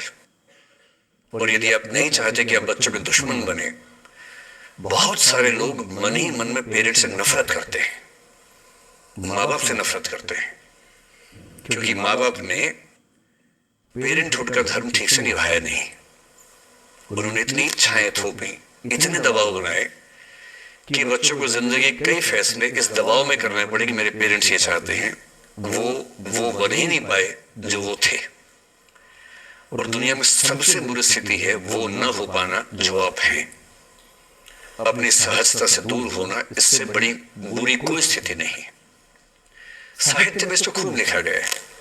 कामायनी एक रचना बड़ी प्रसिद्ध है जयशंकर प्रसाद की। उसमें मूल समस्या ही ये है, ज्ञान दूर कुछ क्रिया भिन्न है, इच्छा क्यों पूरी हो मन की, एक दूसरे से न मिल सके यही विडंबना है जीवन की। आपका दिमाग कुछ कहता है, दिल कुछ कहता है, कर कुछ हो रहे हैं आप। जिस व्यक्ति का दिमाग, दिल और हरकतें आपस में कनेक्टेड हैं, कंसिस्टेंट हैं, उससे ज्यादा सुखी कोई मनुष्य नहीं है। इसलिए मैं अक्सर कहता हूं कि आप खुश हैं या नहीं, इसका सबसे बड़ा पैरामीटर ये है आपका दिमाग, आपका दिल, आपकी हरकतें, आपके एक्ट्स। अगर कंसिस्टेंट है, कोहेरेंट है, कनेक्टेड है, इंटीग्रेटेड है, तो आपसे ज्यादा सुखी कोई नहीं है। और यदि आप पूरी जिंदगी केवल निभाने में खर्च कर देते हैं तो ठीक है, दुनिया की निगाह में आप सफल होंगे, पर किस दिन खबर आ सकती है कि अच्छे आदमी थे, नहीं झेल पाए, नहीं झेल पाए, अंत में दिल का दौरा पड़ जाता है, बीपी हो जाता है, डायबिटीज हो जाता है। बच्चे बोलते हैं कि डायबिटीज चीनी खाने से होता है, बेकार बात है, डायबिटीज स्ट्रेस से होता है। डायबिटीज होने के बाद चीनी खाना मना है। चीनी खाने से आज से किसी को डायबिटीज नहीं हुआ है, डायबिटीज केवल तनाव से होता है। तनाव पहले दुनिया में इतने सारे, नौकरी के तनाव, कितने झंझट दुनिया में है, उसके ऊपर से अपने स्वभाव से दूर होने का तनाव कितना बड़ा तनाव है, क्यों पालना चाहिए? तो मैं कुछ सूत्रों में आपको बात बताता हूं।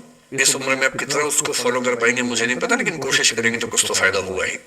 पहला सूत्र मेरा आप लोगों के लिए ये है कि जब आप किसी को पसंद करें और वो आपको पसंद ना करे तो टेंशन नहीं लेनी है, तेजाब तो नहीं ही उठाना है। ठीक, कई लोग इस मूड में रहते हैं, मुझे पसंद नहीं करेगी, मुझे, मैं राजा हूं, मैं नवाब हूं, मुझे पसंद नहीं करेगी। अरे तू क्या है भाई, नहीं पसंद हो तो नहीं पसंद हो, ये क्या बात हुई? सबसे पहले अपने अंदर से लोकतांत्रिक बनिए, डेमोक्रेटिक बनिए। जैसे आपको हक है किसी व्यक्ति को पसंद करने का, उसको भी हक है किसी को पसंद या नापसंद करने का। यदि कोई ऐसा व्यक्ति जिसको आप पसंद नहीं करते वो आपको प्रपोज करे तो आप उसको मना ही तो करेंगे। बस मना इज्जत से कीजिए, किसी को बेआबरू करके मत भेजिए। ये नहीं कि अच्छा तुम शीशा देखा है कभी, रुको रुको आईना मेरी जेब में लो, ऐसे नहीं करना है। बड़े बेआबरू होकर तेरे कूचे से हम निकले, वो वाला भाव जो गालिब को था वो भाव नहीं आना चाहिए। अगर कोई आपको कभी प्रपोज करे, आप लोगों की उम्र है, सब चलता ही होगा आप लोगों के बीच में, मैं आपके टीचर से सामने बोल रहा हूँ, लेकिन मैं ऐसा ही हूं, मैं जानता हूं कि आपकी उम्र में से होता होगा, सब जानते हैं तो होता ही होगा। कभी किसी से ये उम्मीद मत करना कि वो आपको पसंद करे ही करे। यदि कोई रिजेक्ट करे, बस हाँ, रिजेक्शन थोड़ा प्यार से होना चाहिए, बदतमीजी से नहीं होना चाहिए। उसके अधिकारों का उतना ही सम्मान कर रहे हैं जितना आप अपने अधिकार का सम्मान करते हैं। कि ठीक है भाई, आपको मैं पसंद नहीं, कोई बात नहीं, तू नहीं कोई और सही, कोई और नहीं कोई और सही, बहुत लंबी है जमी मिलेंगे लाख हंसी, इस जमाने में सनम तू अकेली तो नहीं। कितने लोग हैं दुनिया में, ऐसा क्या है? और मैंने बहुत प्यारे प्यारे बच्चों को देखा रोते बिलखते हुए कि मैंने उसको प्रपोज किया, उसने मुझे मना कर दिया। अंकल, छोटे छोटे बच्चे आजकल मुझे लव गुरु मानते हैं अपने आसपास, वो मेरे पास आके ऐसी ऐसी बातें बताते हैं बड़ी क्यूट तोतली आवाज में, मैंने उसको प्रपोज किया, उसने मुझे ऐसे वाली आवाज में एकदम रोते बिलखते हुए। तो मैं बोलता हूँ बधाई हो बहुत बहुत तुम्हें, कांग्रेचुलेशंस। मैंने अपनी जिंदगी में ऐसे 50 मामले देखे और 50 में से कम 49 मामले में जब कहीं दिल नहीं लगा, बाद में उससे बेहतर ही व्यक्ति मिला। अगर कभी ऐसा हो ना, मन ही मन में बधाई देना अपने आप को कि बच गया। हाँ बोल देता तो फंस जाती, हाँ बोल देते तो मर जाता। और मन में भाव वही रखना है, तू नहीं कोई और सही मत कर, स्ट्रेस नहीं लेना है। मैं जानता हूं कि आपकी उम्र में आसान नहीं होता, आपको रात रात भर सपने आएंगे, बेचैनी होगी, करवटें बदलते रहे सारी रात हम, आपकी कसम आपकी कसम, ये सब ड्रामा होता है। ये फिल्मी गीत है, मुझे गीत कविता इतना याद है कि मुझे हर बात में वही दिमाग में आता है, मैं क्या करूं। ये होता है आपकी उम्र में, और वो भी एक फेज है। अगर ये फेज नहीं जिया तो भी क्या जीवन जिया। कभी कभी बेचैनी भी तो होनी चाहिए, वरना जिंदगी में मजा क्या है। अगर हर चीज लिनियर है, हर चीज फॉर्मुलाइज है, फिर मजा क्या है जिंदगी में। ये उठापटक, ये बेचैनी, ये घबराहट, ये तनाव, संतरास भी तो होना चाहिए कभी कभी जिंदगी में। इससे बुरी स्थिति तब होती है जब आप किसी रिलेशनशिप में हैं और वहां ब्रेकअप हो जाए, ये भी होता है। देखिए, मैं आपको बड़ी खरी खोटी सुनाने के मूड में हूं। जिस तरह का प्रेम आप लोगों की पीढ़ी में होता है, मैं ये नहीं कहता कि आपकी पीढ़ी खराब है, हर पीढ़ी ऐसी होती है, बस ये कि आपकी पीढ़ी को सुविधाएं ज्यादा मिल गई हैं। हमारी पीढ़ी में ना चिट्ठी लिख के भेजनी पड़ती थी, बड़ा रिस्क होता था। चिट्ठी लिखो कागज पे, फिर एक डाकिया ढूंढो भरोसे का, तो भरोसे वाला कुरियर बॉय या कुरियर गर्ल जाके चिट्ठी वहीं दे के आए जहां हमने कहा है, ये भी डाउट नहीं किसी और को दे के आ जाए। या कबूतर से बात करो, कबूतर जा जा जा, पहले प्यार की पहली चिट्ठी साजन को दिया। कबूतर का क्या भरोसा किसको दे के आ जाए, लेकिन कितना तनाव था उस जमाने में। आपके जमाने में क्या है, सीधे व्हाट्सएप निकाला, खटाक से भेज दिया मैसेज, और नंबर किसी से मांग लिया 1 सेकंड में। नंबर भी नहीं देना है तो किसी, कौन कौन सी ऐप होती है, मैंने सुना कुछ और ऐप्स होती है, मेरे नंबर वाली भी होती है, इंस्टा होता है, एक और भी तो कोई होती है वो जिसमें कार्टून जैसा मुंह बन जाता है, स्नैपचैट। हाँ, स्नैपचैट में चले गए, मैंने सुना है कि उसमें नंबर भी नहीं देना पड़ता है, ऐसा कुछ चक्कर है, वहां ढूंढ लिया। किसी को कुछ कन्वे करना इतना आसान दुनिया में कभी नहीं हुआ था जितना आज आसान है। इन सब के ऊपर टिंडर है, बम्बल है, पता नहीं क्या क्या है, राइट लेफ्ट करते जाना है, उसी में कहानी शुरू। पर ये कहानियां जितने हल्के तरीके से शुरू होती हैं, मैं दावे से कह रहा हूं कि 100 में से 99 अट्रैक्शंस 1 से 2 महीने में खत्म हो जाते हैं। क्योंकि आप जिसके प्रति अट्रैक्टेड थे ना, वो तो उसका बाहर का परसोना था। जहां परिचय गहरा होता है, असलियत सामने आ जाती है, और जब असलियत सामने आती है, झेलना बड़ा मुश्किल होता है। आपके सपने टूट जाते हैं। आप जिस छवि पे दीवाने हुए थे, वो छवि तो सिर्फ छवि थी, वो तो इंसान नहीं था वैसा। 99% केसेस में मेरा ख्याल है कि अट्रैक्शन 1-2 महीने में समाप्त होता है। उसके बाद तो एक बोझ है जो आप ढो रहे हैं। कभी कभी होता है कि दोनों का खत्म हुआ तो बात आसान है, कभी कभी किसी एक का खत्म होता है, एक का नहीं होता है, वहां मामला मुश्किल हो जाता है। तो ऐसा हो सकता है आपके जीवन में कि दूसरा साथी आपका ये कहे कि भैया देखो, मैं तुम्हारे साथ कुछ महीने से हूं, पर मुझे अब अच्छा नहीं लग रहा, मैं ब्रेकअप करना चाहता हूं। मैं आपसे निवेदन करूंगा कि ये मान के मत चलना कि उसने आपको धोखा दिया है, क्योंकि बच्चे तुरंत उस मुद्रा में आए थे, अच्छा अब मैं कुल्हाड़ी उठा लूंगी, अब मैं तेजाब उठा लूंगा, तूने मुझे धोखा दिया है, तूने मुझे चीट किया है, you are a cheat, you are a liar, you are a पता नहीं क्या क्या। पता, इंग्लिश में गालियां बड़ी सुंदर देते हैं बच्चे। मैं ये कहना चाह रहा हूं कि इस बात की संभावना मान के चलिए कि हो सकता है कि आपके साथ 2 महीने रहने के बाद सच में उसको ये लग जाए कि आपके साथ ट्यूनिंग ठीक नहीं है, या आपको लग जाए कि आपकी ट्यूनिंग उस व्यक्ति के साथ ठीक नहीं है। और किसी मुर्दा को अपने पास पकड़ के रखना उसका मजा नहीं है। आप किसी को बांध तो लेंगे, पर जब उसका दिल आपके पास है ही नहीं, दिल विहीन लाश अपने पास टिका के रखना, एक मुर्दे को बांध के रखना, इससे बेहतर है जाने दो। बांधना नहीं, बांधते वो हैं जिनमें असुरक्षा बहुत ज्यादा होती है। उस असुरक्षा से बचने का उपाय खुद को बेहतर बनाना है। आप इतने बेहतर हो कि आपको चाहने के लिए हजारों लोग, क्यों आप इतना डिपेंडेंट होते हैं कि इस एक व्यक्ति के अलावा मेरा कोई है ही नहीं दुनिया में, ऐसा क्यों सोचना है। और ऐसे ही मामले में ये करना है वो अफसाना जिसे अंजाम तक लाना ना हो मुमकिन, उसे एक खूबसूरत मोड़ देकर छोड़ना अच्छा। और खूबसूरत मोड़ कैसे होगा? अगर कोई जाना चाह रहा है तो आपके पास 3 ऑप्शंस हैं। एक, ना उसको अच्छे से बात करे, ना खराब से बात करे, न्यूट्रल होके जाने दे। एक, उसको धमकी दे, बर्बाद कर दूंगा, छोड़ूंगा नहीं, तो निकल के दे घर से, तेरे एड्रेस पता करवा लूंगा, मेरे साथ 50 दोस्त हैं, मेरे सारे आवारा हैं, सारे बेरोजगार हैं, सारे कुंठित लोग हैं, सारे गुंडे मवाली हैं, उनका धंधा यही है, तेरे पीछे छोड़ दूंगा सबको। एक ही तरीका है। और तीसरा ये कि ठीक है यार, ऑल द बेस्ट, जा सिमरन जा, जी ले अपनी जिंदगी। अरे ठीक है, हो सकता है मैं तुझे ठीक नहीं लगा, कोई बात नहीं, लेकिन किसी से मिलो तो बढ़िया से मिलना, तेरी जिंदगी अच्छी हो। मैं भी ढूंढ ही लूंगा किसी न किसी को, थोड़ी हेल्प कर दी हो, कहीं इंट्रो करवा दी हो मेरी भी, लेकिन ठीक है तू भी जा। ये होता है खूबसूरत मोड़ देकर छोड़ना अच्छा। चिपकू नहीं बनना है किसी के पीछे, ना बोरा जाना है कि तुम जाओ, मैं तो दीवाना, स्थायी दीवाना हूं तुम्हारा। कोई जब तुम्हारा हृदय तोड़ दे, तड़पता हुआ जब तुम्हें छोड़ दे, तब तुम मेरे पास आना प्रिय, मेरा दर खुला है, खुला ही रहेगा तुम्हारे लिए। वाह,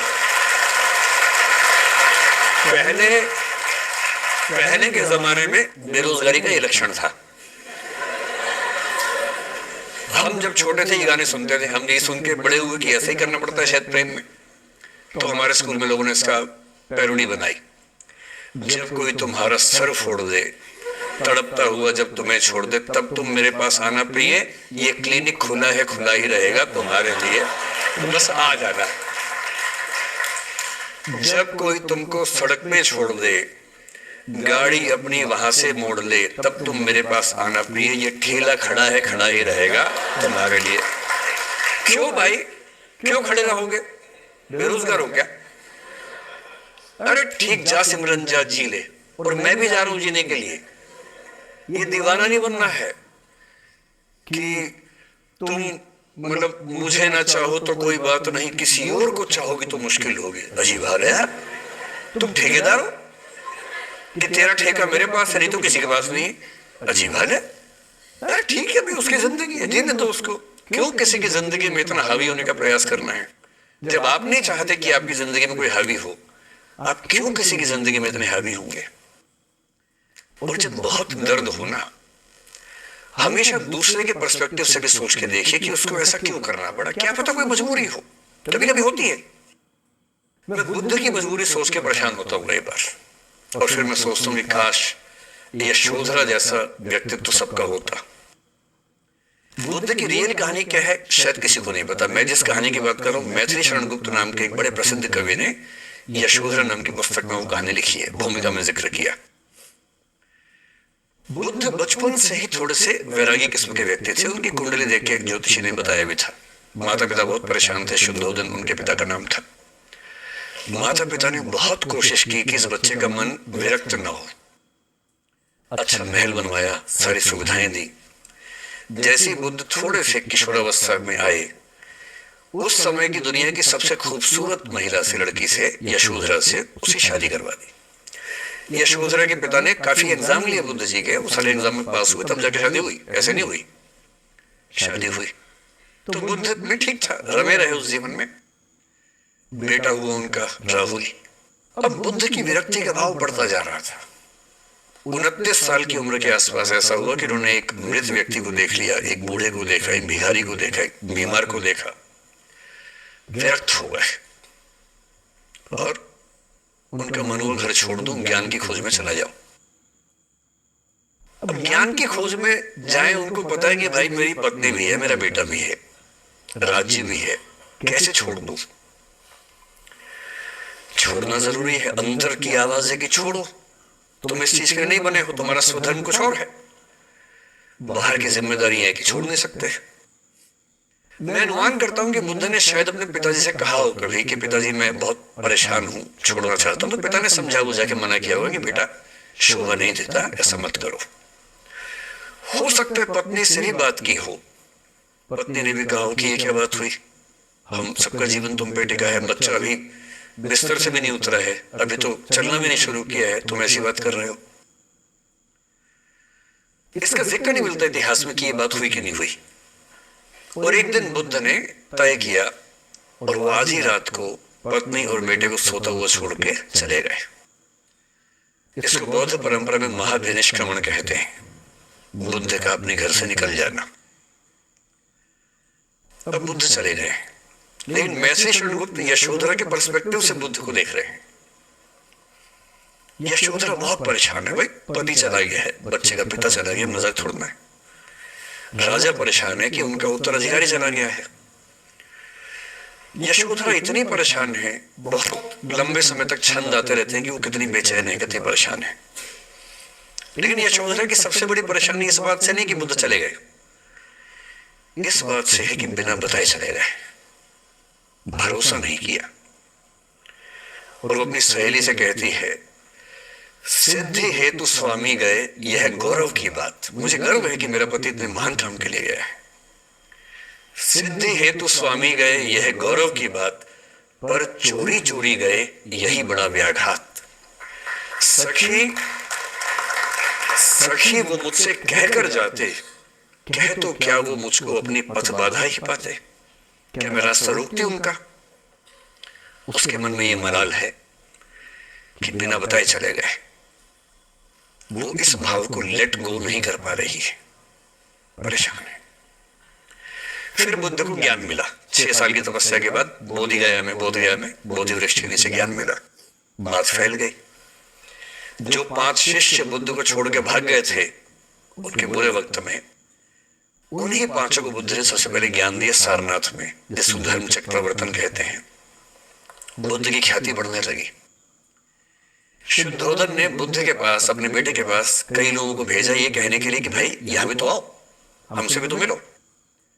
बुद्ध का ऐसा प्रताप था कि जो उनके पास जाता वो बुद्धम शरणम गच्छामि हो जाता, वापस ही नहीं आता। तो फिर शुद्धोधन ने बुद्ध के बचपन के दोस्त को ये कह के भेजा, भैया मैं जानता हूं तुम वापस नहीं आओगे, पर प्रभावित होने से पहले बोल देना कि पापा याद कर रहे थे। तो वो गया, उससे वायदा निभाया, हो तो गया, बुद्ध के संग में दीक्षित हो गया, पर वायदा निभा दिया। तो बुद्ध ने कहा जरूर जाऊंगा, पिताजी की आज्ञा जाऊंगा ही जाऊंगा। बुद्ध पहुंचे अपने कपिल वस्तु, जो अपना इलाका था वहां पहुंचे। पूरे कपिल वस्तु में, नेपाल सिद्धार्थ नगर से नेपाल जाएंगे तो नेपाल बॉर्डर में कपिल वस्तु है। मैं देखने गया था वो जगह जहां बुद्ध पैदा हुए थे, बड़ा सुंदर स्थान है, आप भी जाकर देखेंगे कभी। तो बुद्ध पहुंचे रात को, एक धर्मशाला में रुके। अब वहां हल्ला मच गया कि राजा का बेटा धर्मशाला में। बुद्ध ने कहा भाई मैं देखो राजा का बेटा बन के नहीं आया हूं, मैं बुद्ध बन के आया हूं। सुबह उठ के भिक्षा मांगने लग गए उस इलाके में, अपने पिता के राज्य में। पिता ने सिर पीट लिया कि भाई क्या कर रहे हैं। फिर बुद्ध ने सूचना भिजवाई कि मैं बुद्ध हूं, बेटा हूं संयोग से, ठीक है मैं आ रहा हूं मिलने के लिए, पर मैं बुद्ध हो के आया हूं, मेरी चर्या है, नियम है, मैं भिक्षा से ही जीवन जीता हूं अपना। ठीक है, पिताजी ने कहा कोई बात नहीं। फिर बुद्ध गए पिता से मिलने, पिता से मिले, सबसे मिले भारी सभा में, लेकिन यशोधरा नहीं आई मिलने के लिए, लेट गो नहीं कर पा रहे थे। उसके मन में दर्द था, छुप के क्यों गया, बता के जाता। बुद्ध ने पूछा पिता से कि यशोधरा कहाँ है, तो बोले कि वो कह रही है कि अगर बुद्ध मिलना चाहेंगे तो खुद ही मिलने आएंगे मुझसे, मैं क्यों जाऊंगी भाई, आत्मसम्मान भी तो कोई चीज है, मैं क्यों मिलने जाऊंगी। तो बुद्ध मिलने गए। सोचिए कमरे में यशोधरा बैठी है, राहुल साथ में। अब राहुल थोड़ा सा बड़ा हो गया है, 6-7 साल का है। बुद्ध गए हैं। अब आपके मन में आ रहा है कि बुद्ध वहां जाके बोलेंगे सॉरी मैंने गलत किया, I hurt you, I really feel sorry. बुद्ध है वो बुद्ध, वहां जाके क्या बोल रहे पता है, भिक्षाम देहि, भिक्षा दो। और यशोधरा कितनी महान महिला रही होगी, उसने अपने बेटे का हाथ बाप के हाथ में दे दिया। लेट गो का इससे महान उदाहरण दुनिया के इतिहास में नहीं है कि चलो आखिर तुमने आके झुक के कुछ मांगा तो सही। उसकी जितनी ईगो थी, अहंकार था, सब विगलित हो गया। और जो औरत परेशान थी कि मुझसे बिना बताया गया, उसने अपने बेटे को दे दिया कि इसको लेके जाओ, क्योंकि मैं जानती हूं कि तुम महान काम कर रहे हो, और तुम महान काम कर रहे हो तो मैं क्यों बीच में आऊंगी भाई। मेरा पति महान काम कर रहा है तो मुझे खुशी होनी चाहिए, और तुम्हारी उस खुशी में मैं क्यों पीछे हटूं। बस मुझे भरोसे में लेके जाते तो और खुश होती। ऐसी दूसरी कहानी राधा जी की है। राधा जी आप जानते हैं कृष्ण उनसे बहुत प्रेम करते थे, वो कृष्ण से प्रेम करते थे, उनका विवाह नहीं हो पाया, अलग बात है। लेकिन हमारी परंपरा में प्रेम का जो पराकाष्ठा है ना, प्रेम का चरम, वो तो कृष्ण राधा का है। मगर राधा कृष्ण का प्रेम एक खास किस्म का प्रेम है, जहां विवाह के बंधन के न होने पर भी प्रेम का चरम रूप होता है। राम और सीता का प्रेम गार्हस्थ्यिक प्रेम का चरम रूप है कि पति पत्नी का प्रेम कितना शानदार हो सकता है। वो देखना हो तो राम सीता का प्रेम देखिए, विशेष रूप से तुलसीदास जी के यहाँ देखिए। और वैसे जो प्रेम होता है वो देखना हो तो राधा कृष्ण का प्रेम देखिए। पर इंटरेस्टिंग है, ये सारे जो हमारे धर्म के चरित्र हैं ये समय के साथ चेंज होते गए हैं। राम बदले हैं, कृष्ण बदले हैं, राधा बदली है, सब बदले हैं। एक कवि थे सूरदास, भक्ति काल में 16th सेंचुरी, आप मोटा मोटा ध्यान में रखिए। कृष्ण को आपने वो कहानी सुनी होगी, कृष्ण तो अपने घर में थे, कंस को मारने के लिए वो पैदा हुए थे। कंस को पता लगा तो कंस ने अपने एक सहयोगी अक्रूर, जो कि श्वफल्क के पुत्र थे, उनसे कहा कि जाओ और कृष्ण को लेके आओ, यही मारेंगे। उसको पता नहीं था क्या होगा बाद में। आदमी कॉन्फिडेंस में ऐसी गलती करता ही है, तो वो सुपर कॉन्फिडेंट था, बुलवाया कृष्ण को। कृष्ण तो इसी काम के लिए आए थे, समझ गए कि बुलावा आ गया है, अब इसे काम निपटाना है, चलते हैं। राधा और गोपियां कृष्ण के बिना रह नहीं सकती थी। सुपर इमोशनल विमेन, ऐसा मानते हैं कि वो महिलाएं, राधा तो छोटी थी, बाकी महिलाएं गोपियां उनसे काफी बड़ी उम्र की थी, इतनी इमोशनल थी कृष्ण को लेकर कि कृष्ण के बिना वो सोच नहीं सकते थे कैसे रहेंगे। तो जिस काम के लिए आए थे धरती पर, वो तो करना ही था। तो अक्रूर आए, अक्रूर ने बताया कि ऐसे ऐसे है, वो ले जाना है। तो कृष्ण और बलराम चले गए।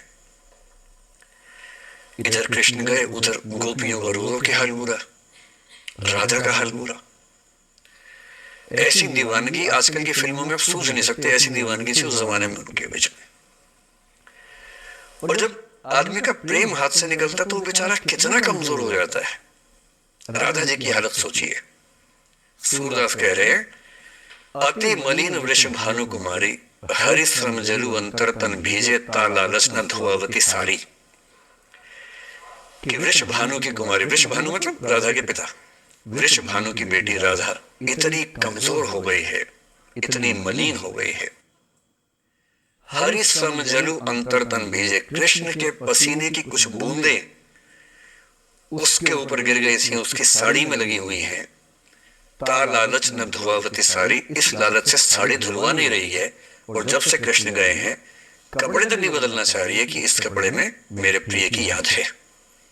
खाती नहीं है, इतनी कमजोर है, हिल नहीं पाती है। एक और कवि हुए, वो तो इतने आगे बढ़ गए, बिहारी नाम के कवि थे, उनकी नायिका तो लगता है कि घड़ी का पेंडुलम है। सांस लेती है तो 4-5 कदम 6-7 कदम पीछे चली जाती है, सांस छोड़ती है तो आगे आ जाती है। सांस की हवा से ऐसा हो रहा है। इत आवत चली जात उत चली 6-7 अखात, चढ़ी हिंडोरे सी रही लगी उसासनी साथ। कि इधर आती है उधर जाती है, 6-7 हाथ इधर 6-7 हाथ उधर, सांस लेती है तो यहां, छोड़ती है तो वहां, जैसे झूला झूल रही हो। पर ये रीतिकाल के कवि हैं, उनका अलग टेस्ट है, हम सूरदास पे बात कर रहे हैं। राजा इतनी परेशान है। अच्छा, जब आदमी परेशान होता है ना, जब उसका ब्रेकअप टाइप का होता है कि कोई गया है वापस ही नहीं आ रहा, कृष्ण ने कहा कि बस जा रहा हूं, काम निपटा के आता हूं। उनके मन में था क्या काम निपटाना है, काम निपटा भी दिया। अब कंस के बाद सवाल है कि मथुरा का साम्राज्य कौन संभाले। उसको एक स्ट्रक्चर बनाने के लिए कृष्ण को लगा कि मुझे यहाँ रह के सिस्टम को ठीक करना चाहिए, उसके बाद लौटना चाहिए। तो वो रुक गए वहां पर, राज्य का काम भी तो करना ही था। पर प्रेमी व्यक्ति को सब समझ नहीं आया, उसको लगता कि नहीं मेरे पास आओ, बाकी सब बेकार की बातें हैं, मेरे पास आओ। कृष्ण आने रहे। यमुना के इधर कृष्ण है, यमुना के इधर गोपियां हैं, पर आत्मसम्मान भी तो है। एक आलोचक ने कहा कि नाव में बैठ के जब चली जाती। आत्मसम्मान होता है प्रेम में कि मैं क्यों जाऊं, बिना बताए क्यों चले गए, बता के जाते। तो राजा वेट करिए, राजा के मन में क्या रहा, उनको लग रहा है कि ऐसा तो नहीं कि मैंने ही कुछ गलती कर दी हो। जब कोई व्यक्ति दूर चला जाता है ना, बाकी लोग सोचते हैं कि कहीं मुझसे तो गलती नहीं हो गई। और राधा अपनी एक सहेली से बोल रही, गोपी से, मेरे मन इतनी सूल रही, एक दिवस मेरे गृह आए मैं ही मस्ती दही, देखी तिन्हें हों मान कियो सो हरि गुस्सा गही। पगला सी गई है, बोरा सी गई है। सहेली से क्या बोल रही है, हे सहेली, मुझे पता क्या लग रहा है, मुझे लगता है कि मुझसे गलती हुई है। उससे पूछा क्या गलती हुई है। कह रही है कि एक दिन क्या हुआ, कृष्ण भगवान मेरे पास आए थे, मैं उस समय दही मथ रही थी। वो ग्वाला जीवन है ना वहां पर, तो वो गोपालन जीवन का काव्य है पूरा। अब वो मुझसे बात करने आए और मैंने उनसे ठीक से बात नहीं की, मैंने मान किया। मान करना मतलब जिसको आपकी भाषा बोलते हैं भाव खाना। मैंने उनसे ठीक से बात नहीं की, मुझे लगता वो नाराज हो गए, इसी नाराजगी से लौट नहीं रहे। मेरे मन इतनी सूल रही, मेरे मन में कांटा चुभ रहा है। एक दिवस मेरे घर आए, अब समझ में आएगा, एक दिवस मेरे घर आए मैं ही मथती दही, देखी तिन्हें हाँ मतलब मैं मान कियो, मैंने अहंकार दिखाया, सो हरि गुस्सा गही, गुस्सा आ गया उनको इस बात से। सूरदास की राधा मुक्त नहीं हो पा रही, लेट गो नहीं कर पा रही, वो जी नहीं सकते कृष्ण के बिना। पर फिर देखिए 300 साल बाद क्या हुआ। 300 साल बाद कमाल हुआ। 20वीं शताब्दी की शुरुआत में एक और कवि हुए, उनका नाम था अयोध्या सिंह उपाध्याय हरिऔध, हरिऔध के नाम से प्रसिद्ध है। उन्होंने एक पुस्तक लिखी प्रिय प्रवास। प्रिय प्रवास मतलब प्रिय प्रवास पे चला गया है, कृष्ण चले गए हैं मथुरा, अब राधा कैसे जिएगी। 20वीं सेंचुरी की शुरुआत में फ्रीडम स्ट्रगल शुरू हो चुका है। महिलाएं अभी तक स्वाधीनता आंदोलन का हिस्सा नहीं बनी है, पर वो समय आ रहा है कि बनने वाली है। और हरिऔध की राधा ने कमाल कर दिया है। गोपियां पूछती हैं कृष्ण नहीं आ रहे, अब क्या करोगी। ये राधा जी क्या बोल रही हैं, प्यारे जीवे जगहित करें, गेह चाहे न आवे। मेरे प्रिय खूब जिए, समाज का कल्याण करें, घर बेशक न आए, कोई दिक्कत नहीं है, मैं चाहती हूं कि समाज का भला होना चाहिए। ये वो बिंदु है जहां राधा यशोधरा बन जाती है, मैथिली संगम की यशोधरा। और जो मैं आपको समझाना चाह रहा हूं उस एग्जाम्पल से वो ये कि हो सकता है कि जिससे आप नाराज हो वो किसी बड़े काम की खोज में हो, वो किसी महानता के रास्ते पर हो। और यदि आपके जीवन में कोई व्यक्ति ऐसा है जो किसी महानता के रास्ते पे है, तो उसके रास्ते को रोकना अपने क्षुद्र हितों के लिए बहुत छोटापन है। और ऐसे मामले में एक ही बात हमें सोचनी है कि वो जिस काम के लिए बना है उसे करने दो। अपने स्वार्थ के लिए किसी को बांध के रखना, किसी को लाश बना के रखना, इसका क्या मतलब है। जाने दो ऐसा क्या है, तो बढ़िया होगा। एक स्थिति हम में से कई लोगों की आती है कि हम टॉक्सिक रिलेशनशिप में होते हैं पर छोड़ नहीं सकते। ऐसे बहुत सारे पति पत्नी होते हैं। मैं अक्सर बच्चों से एक बात पूछता हूं कि आप में से कितने बच्चे वैसा ही वैवाहिक जीवन चाहते हैं जो आपके माता पिता का है। मैं आपसे पूछूंगा नहीं, आप चिंता मत कीजिए, लेकिन जब जब मैंने पूछा है मुश्किल से 1 या 2% ने हाथ खड़ा किया है। 97-98% लोग मानते कि वैसा तो नहीं चाहिए, उससे कुछ अलग चाहिए। क्योंकि हम सब जानते हैं कि हमारे माता पिता भी, हमारे समाज के बाकी लोग भी बहुत समझौते करते हैं ताकि बच्चे अच्छा जीवन जी सके। आप भी करेंगे समझौते, सबको करने पड़ते हैं। ये है कि आप समझौते शायद उतने नहीं करेंगे जितने आपके माँ बाप ने किए होंगे, उनके माँ बाप ने और ज्यादा किए होंगे। हर पीढ़ी कम समझौते करती है, ये समाज के विकास का तरीका होता है। पर ऐसा होता है कि आप एक ऐसे रिश्ते में आप छोड़ भी नहीं सकते, जी नहीं पा रहे, छोड़ सकते नहीं, क्योंकि आप तो छोड़ देंगे, आपके चक्कर में कईयों की जिंदगी नाव पे लग जाएगी। कैसे छोड़ दें।